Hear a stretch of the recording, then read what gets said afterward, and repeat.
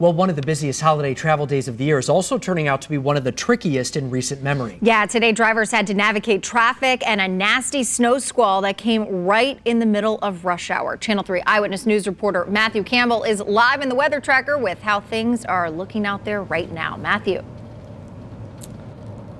Well, Aaron and Mark, things are looking pretty good right now. The traffic, it's been, manageable all night tonight, but really no traffic jams to speak of. You can take a look right now on 91. This is what you're seeing.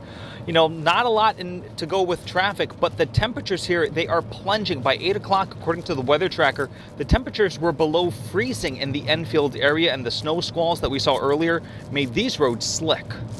The night before Thanksgiving is one of the busiest travel days of the year. From the air to the roads and even the grocery stores, people were out getting ready for tomorrow's holiday. And it wasn't easy. We're looking for black ice. There was still some ice on the roads, from the snow squalls. Kathy Petkus drove from Myrtle Beach, South Carolina to Ellington, ready to spend time with her family.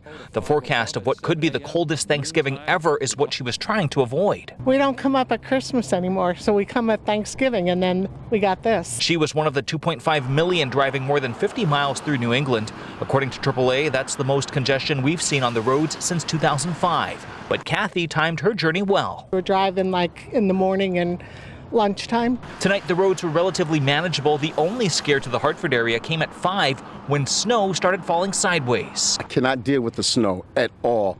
That's for Christmas time. Ricky Flagg was bouncing around grocery stores trying to get last-minute items. He says the snow squall that lasted about a half an hour was tough, but the worst part of the night was the traffic he encountered in the aisles. Really packed.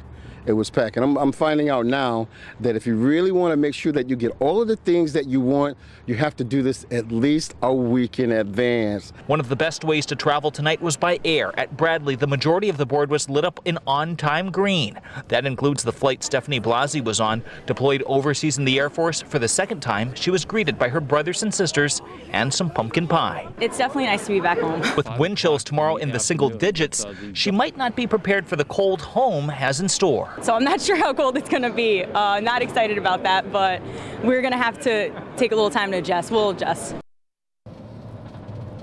And that cold is going to be a problem. According to AAA, last Thanksgiving weekend, they responded to 3,500 calls in the greater Hartford area. And if you remember back then, it wasn't even close to how cold it's going to be tomorrow. That's the latest live here in the weather tracker tonight. Matthew Campbell, Channel 3 Eyewitness News.